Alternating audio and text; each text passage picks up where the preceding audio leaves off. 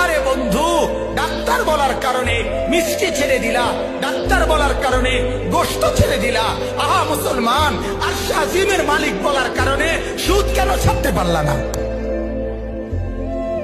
হ্যাঁ, ডাক্তার বললে গোশত ছেড়ে দেওয়া যায়, গরুর গোশত। ডাক্তার বললে চিনি ছেড়ে দেওয়া যায়, ডাক্তার বললে মিষ্টি ছেড়ে দেওয়া যায় বাঁচার জন্য।